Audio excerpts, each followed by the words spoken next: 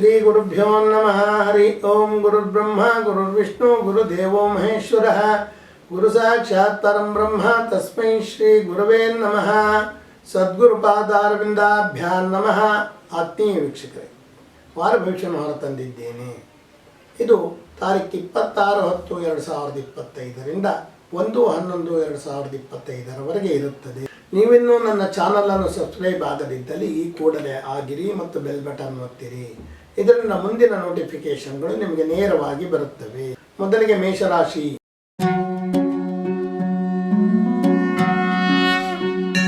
ನಿಮ್ಮ ಮೇಲೆ ನೀವು ಮೊದಲು ನಂಬಿಕೆಯನ್ನು ಇಟ್ಟುಕೊಳ್ಳಿರಿ. ಆದಾಯವು ಕಡಿಮೆ ಇರುತ್ತದೆ. ಬಂಧುಗಳೊಡಗಿನ ವ್ಯಾಪಾರ ವ್ಯವಹಾರಗಳು ನಷ್ಟಕ್ಕೆ ಕಾರಣವಾಗುತ್ತವೆ. ಆಸ್ತಿ ಮಾಡಿಕೊಳ್ಳುವ ಯೋಗವಿದೆ, ಆದರೆ ಅತಿ ಆತುರ ಬೇಡ. ಪ್ರತಿಭೆಗೆ ತಕ್ಕ ಅವಕಾಶಗಳು ಒದಗಿ ಬರುತ್ತವೆ. ವೈಯಕ್ತಿಕ ಕೆಲಸಗಳ ಬಗ್ಗೆ ಹೆಚ್ಚು ಗಮನ ಹರಿಸಿರಿ. ಕ್ರಯ ವಿಕ್ರಯಗಳ ಒಪ್ಪಂದದ ವ್ಯವಹಾರಗಳು ಸರಿಯಾಗಿ ನಡೆಸಿರಿ, ಅದರಿಂದ ಲಾಭ ಉಂಟು. ಯಂತ್ರೋಪಕರಣಗಳನ್ನು ಬಳಸಿ ಮಾಡುವ ವ್ಯವಹಾರಗಳಿಗೆ ಅಥವಾ ಕೆಲಸಗಳಿಗೆ ಹೆಚ್ಚು ಆದಾಯ ಬರುತ್ತದೆ. ವಿದೇಶಿ ವ್ಯಾಪಾರಗಳಲ್ಲಿ ಆದಾಯವಿರುತ್ತದೆ. ಬಟ್ಟೆ ವ್ಯಾಪಾರಸ್ಥರಿಗೆ ಉತ್ತಮ ಲಾಭವಿದೆ. ವಾಹನ ದುರಸ್ತಿ ಮಾಡುವವರಿಗೆ ಹೆಚ್ಚಿನ ಆದಾಯ ದೊರೆಯುತ್ತದೆ. ವೃಷಭ ರಾಶಿ.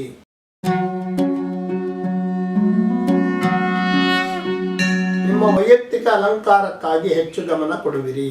ಸಂಗಾತಿಯ ಸಹಕಾರದಿಂದ ಆದಾಯವನ್ನು ವೃದ್ಧಿ ಮಾಡಿಕೊಳ್ಳಬಹುದು. ವ್ಯವಹಾರಗಳಲ್ಲಿ ಬಂಧುಗಳ ನಡುವೆ ಒಮ್ಮತ ಮೂಡುವ ಸಾಧ್ಯತೆಗಳಿವೆ. ಅನಾರೋಗ್ಯ ಸಮಸ್ಯೆ ಇದ್ದವರಿಗೆ ಸ್ವಲ್ಪ ಈಗ ಸುಧಾರಣೆಯನ್ನು ಕಾಣಬಹುದು. ಹೆಚ್ಚಿನ ಮೊತ್ತದ ವಸ್ತುಗಳನ್ನು ಖರೀದಿ ಮಾಡಲು ಹೋದಲ್ಲಿ ಸಾಲ ಮಾಡಬೇಕಾಗಬಹುದು. ವಿದ್ಯಾರ್ಥಿಗಳಿಗೂ ಪಠ್ಯೇತರ ಚಟುವಟಿಕೆಯನ್ನು ಕಡಿಮೆ ಮಾಡಿಕೊಂಡು ವಿದ್ಯಾಭ್ಯಾಸದ ಕಡೆ ಗಮನ ಹರಿಸುವುದು ಒಳ್ಳೆಯದು. ಅಧ್ಯಯನದತ್ತ ಗಮನ ಹರಿಸುವುದು ಬಹಳ ಒಳ್ಳೆಯದು. ಸ್ವಂತ ವ್ಯವಹಾರದಲ್ಲಿ ಜಾಣತನವನ್ನು ತೋರಿ ಸ್ವಲ್ಪ ಲಾಭ ಮಾಡಿಕೊಳ್ಳುವಿರಿ. ಕೆಲವು ಅಧಿಕಾರಿಗಳಿಂದ ನಿಮ್ಮ ವ್ಯವಹಾರಗಳಿಗೆ ಕಾನೂನಿನ ತೊಂದರೆ ಬರಬಹುದು. ಮಿಥುನ ರಾಶಿ.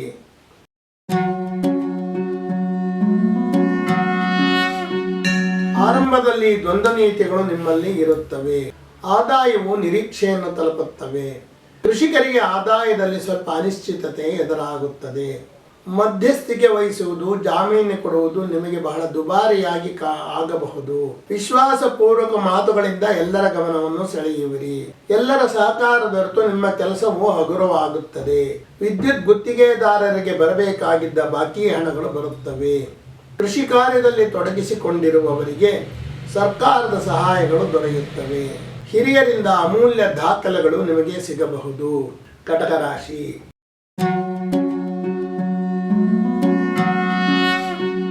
ಸ್ವಾಭಿಮಾನ ಬಹಳ ಹೆಚ್ಚಾಗಿರುತ್ತದೆ.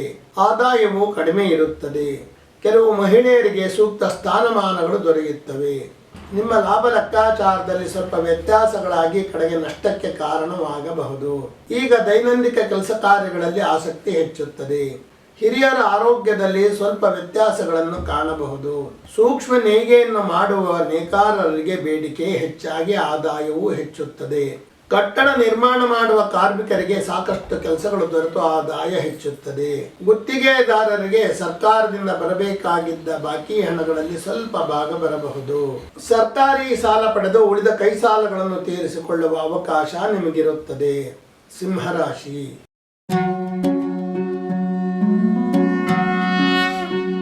ಆಧ್ಯಾತ್ಮಿಕದತ್ತ ಒಲವು ಹೆಚ್ಚಾಗಬಹುದು, ಆದರೆ ಅದನ್ನು ಆಚರಣೆಯಲ್ಲಿ ಇಟ್ಟುಕೊಳ್ಳಿರಿ. ಆದಾಯವು ಸಾಮಾನ್ಯ ಗತಿಯಲ್ಲಿರುತ್ತದೆ. ಬಂಧುಗಳ ಸಹಕಾರ ನಿಮಗೆ ದೊರೆಯುತ್ತದೆ. ಕೃಷಿ ಭೂಮಿಯನ್ನು ವ್ಯಾಪಾರ ಮಾಡುವವರ ಆದಾಯ ಬಹಳ ಹೆಚ್ಚಾಗುತ್ತದೆ. ವ್ಯಾಪಾರ ವ್ಯವಹಾರಗಳಲ್ಲಿ ಮಹತ್ವದ ಬೆಳವಣಿಗೆಗಳು ನಡೆದು ನಿಮಗೆ ಒಂದು ಭಾಗ ಲಾಭ ಸಿಗುತ್ತದೆ. ಹಾಗೂ ವ್ಯಾಪಾರದಲ್ಲಿ ಸೂಕ್ತ ಸ್ಥಾನಮಾನ ದೊರೆಯುತ್ತದೆ. ಸಾಮಾಜಿಕ ಕ್ಷೇತ್ರದಲ್ಲಿರುವ ಕೀರ್ತಿ ಯಶಸ್ಸು ದೊರೆಯುತ್ತದೆ. ವೈಯಕ್ತಿಕ ಸಮಸ್ಯೆಗಳಿಗೆ ಪರಿಹಾರವನ್ನು ಕಂಡುಕೊಳ್ಳುವಿರಿ. ಉದ್ಯೋಗ ವಿಚಾರದಲ್ಲಿ ಸಂತಸದ ಸುದ್ದಿ ಬರುತ್ತದೆ. ಮಾನಸಿಕ ಚಿಂತನೆಗಳ ದೂರವಾಗಿ ಆತ್ಮಸ್ಥೈರ್ಯ ಹೆಚ್ಚಾಗುತ್ತದೆ. ಈಗ ವಿದ್ಯಾರ್ಥಿಗಳಿಗೆ ಉತ್ತಮ ಅಧ್ಯಯನದ ಕಾಲ. ಕನ್ಯಾ ರಾಶಿ.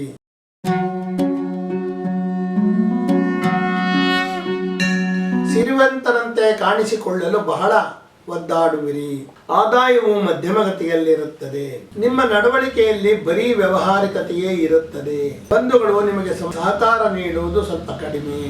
ಆಸ್ತಿ ವ್ಯವಹಾರಗಳಲ್ಲಿ ಹೆಚ್ಚಿನ ಲಾಭವಿರುತ್ತದೆ. ದೇವಾದೇವಿ ನಡೆಸುವವರಿಗೆ ಮಧ್ಯಮ ಫಲಿತಾಂಶ ಇರುತ್ತದೆ. ನೂತನ ವಾಹನವನ್ನು ಕೊಳ್ಳುವ ಯೋಗ ಕೆಲವರಿಗಿದೆ. ವ್ಯವಹಾರದಲ್ಲಿ ಬುದ್ಧಿವಂತಿಕೆಯಿಂದ ಸಾಕಷ್ಟು ಹಣ ಉಳಿಸಬಹುದು. ಕಚೇರಿಯ ಆಂತರಿಕ ಸಮಸ್ಯೆಗಳಿಂದ ಮುಕ್ತಿ ಸಿಗುವ ಕಾಲ ಹತ್ತಿರದಲ್ಲಿದೆ. ಕುಶಲ ಕರ್ಮಿಗಳಿಗೆ ಹೊಸ ಅವಕಾಶಗಳು ತೆರೆದುಕೊಳ್ಳುತ್ತವೆ. ಸರ್ಕಾರಿ ಕೆಲಸ ಕಾರ್ಯಗಳು ಸರಾಗವಾಗಿ ಆಗುತ್ತವೆ.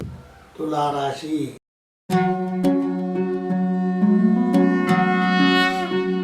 ಮುನ್ನುಗ್ಗುವ ಶಕ್ತಿ ಇರುತ್ತದೆ, ಆದರೆ ಸಮಾಜವನ್ನು ನೋಡಿ ಮುನ್ನುಗ್ಗುವುದು ಒಳಿತು. ಆದಾಯವು ನಿಮ್ಮ ನಿರೀಕ್ಷೆಯಲ್ಲಿ ಇರುವುದಿಲ್ಲ. ನ್ಯಾಯಾಲಯದ ತೀರ್ಪುಗಳು ನಿಮ್ಮ ವಿರುದ್ಧವಾಗಿ ಬರಬಹುದು ಅಥವಾ ಬಹಳ ಮುಂದೂಡಬಹುದು. ಸಹನೆಯಿಂದ ಇದ್ದರೆ ನಿಮಗೆ ಆ ನ್ಯಾಯಾಲಯದಲ್ಲಿ ಒಳಿತನ್ನು ಕಾಣಬಹುದು. ಸಾವಯವ ಕೃಷಿ ಮಾಡುವವರ ಆದಾಯ ಹೆಚ್ಚಾಗುತ್ತದೆ. ಬಂಧುಗಳೊಡನೆ ನಿಮ್ಮ ಸಂಬಂಧಗಳನ್ನು ಸುಧಾರಿಸಿಕೊಳ್ಳುವುದು ಒಳ್ಳೆಯದು. ಆಸ್ತಿ ಖರೀದಿಯ ವಿಚಾರದಲ್ಲಿ ಸಾಕಷ್ಟು ಎಚ್ಚರದಿಂದಿರಿ. ಈಗ ವಿದ್ಯಾರ್ಥಿಗಳಿಗೆ ನಿರೀಕ್ಷಿತ ಫಲಿತಾಂಶವಿರುವುದಿಲ್ಲ. ಶ್ರಮಕ್ಕೆ ತಕ್ಕ ಲಾಭ ಮಾತ್ರ ಇರುತ್ತದೆ. ಮೂತ್ರಕೋಶಕ್ಕೆ ಸಂಬಂಧಪಟ್ಟ ಕಾಯಿಲೆ ಇರುವವರು ಹೆಚ್ಚು ಎಚ್ಚರ ವಹಿಸಬೇಕು. ಸಂಸಾರದಲ್ಲಿ ಕಠಿಣ ಮಾತುಗಳು ಕೇಳಬರಬಹುದು. ವಿದೇಶಿ ಪ್ರಯಾಣ ಮಾಡಬೇಕೆನ್ನುವವರಿಗೆ ಅವಕಾಶಗಳು ತೆರೆಯುತ್ತವೆ. ವೃಶ್ಚಿಕ ರಾಶಿ.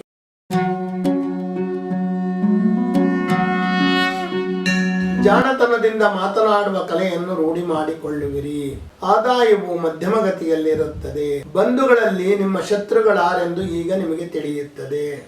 ವಿದೇಶಿ ಕಂಪನಿಗಳಿಗೆ ಭೂಮಿ ಒದಗಿಸಿಕೊಡುವ ಕಾರ್ಯವನ್ನು ಮಾಡುತ್ತಿರುವವರ ಆದಾಯ ಹೆಚ್ಚುತ್ತದೆ.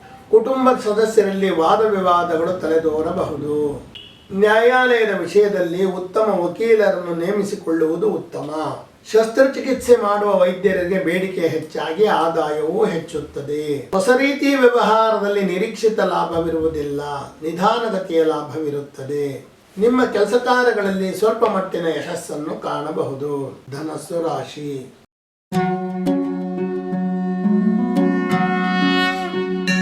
ಪ್ರಮುಖ ನಿರ್ಧಾರಗಳನ್ನು ತೆಗೆದುಕೊಳ್ಳಲು ಸ್ವಲ್ಪ ಕಷ್ಟವಾಗಬಹುದು. ಆದಾಯವು ಕಡಿಮೆ ಇರುತ್ತದೆ. ಕೆಲವರು ನಿಮ್ಮನ್ನು ವಿರೋಧಿಸಿದರೂ ಸಹ ಬಂಧುಗಳಲ್ಲಿ ಕೆಲವರು ನಿಮಗೆ ಸಹಕಾರ ನೀಡುವರು. ಉದ್ಯೋಗ ಕ್ಷೇತ್ರದಲ್ಲಿನ ಸಮಸ್ಯೆಗಳಿಗೆ ಪರಿಹಾರ ದೊರೆಯುತ್ತದೆ. ಕೃಷಿ ಚಟುವಟಿಕೆಗಳಲ್ಲಿ ತೊಡಗಿಸಿಕೊಳ್ಳುವುದು ಮನಸ್ಸು ಹಾತೊರೆಯುತ್ತದೆ. ನಿರೀಕ್ಷೆಯಂತೆ ಕೆಲವು ಕೆಲಸಗಳು ಕೈಗೂಡುತ್ತವೆ. ಇದರಿಂದ ನಿಮಗೆ ಮನಸ್ಸು ನಿರಾಳವಾಗುತ್ತದೆ. ಹೊಸ ಉದ್ಯೋಗ ಕ್ಷೇತ್ರದಲ್ಲಿ ನಿಮ್ಮ ನಿಷ್ಠೆಗೆ ಬೆಲೆ ದೊರೆಯುತ್ತದೆ. ಮಕರ ರಾಶಿ.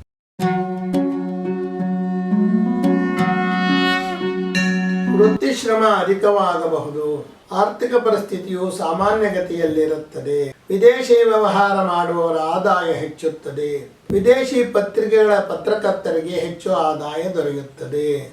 ನ್ಯಾಯಾಲಯದ ವ್ಯವಹಾರಗಳಲ್ಲಿ ನಿಮಗೆ ಜಯ ದೊರೆಯುತ್ತದೆ. ಅನಾವಶ್ಯಕ ವ್ಯವಹಾರಗಳಿಂದ ದೂರ ಇರುವುದು ಒಳ್ಳೆಯದು. ರಾಜಕೀಯ ವ್ಯಕ್ತಿಗಳಿಗೆ ಶುಭ ಸಮಾಚಾರವಿರುತ್ತದೆ. ವಸ್ತ್ರಗಳ ವ್ಯಾಪಾರಗಾರರಿಗೆ ಹೆಚ್ಚು ಲಾಭವಿರುತ್ತದೆ. ಆರೋಗ್ಯದಲ್ಲಿ ಸ್ವಲ್ಪ ಚೇತರಿಕೆಯನ್ನು ಕಾಣಬಹುದು. ಕಣ್ಣಿನ ತೊಂದರೆ ಇರುವವರು ಉದಾಸೀನ ಮಾಡದೆ ಚಿಕಿತ್ಸೆಗೆ ಹೋಗಿರಿ. ಸಂತಾನ ಅಪೇಕ್ಷಿತರಿಗೆ ಸ್ವಲ್ಪ ಹಿನ್ನಡೆ ಇರುತ್ತದೆ. ಕುಂಭರಾಶಿ.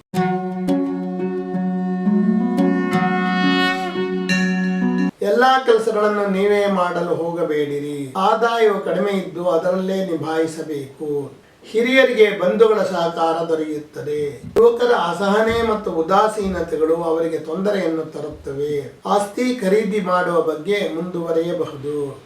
ವಿದ್ಯಾರ್ಥಿಗಳಿಗೆ ಅತಿ ಹೆಚ್ಚು ಯಶಸ್ಸು ದೊರೆಯುತ್ತದೆ. ದಾಯಾದಿಗಳ ನಡುವೆ ಇದ್ದ ಕಲಹಗಳು ಕಡಿಮೆಯಾಗುವ ಸಾಧ್ಯತೆಗಳಿವೆ. ಉತ್ಸವ ಹಾಗೂ ಸಮಾರಂಭಗಳಲ್ಲಿ ಭಾಗವಹಿಸುವ ಅವಕಾಶಗಳು ದೊರೆಯುತ್ತವೆ. ಸಂತಾನ ಅಪೇಕ್ಷಿತರಿಗೆ ಶುಭ ಸಮಾಚಾರ ದೊರೆಯುತ್ತದೆ. ಪ್ರಿಯ ವ್ಯಕ್ತಿಗಳಿಂದ ಅಥವಾ ಮಕ್ಕಳಿಂದ ಶುಭ ಸಮಾಚಾರಗಳು ನಿಮಗೆ ಒದಗುತ್ತವೆ. ಮೀನರಾಶಿ.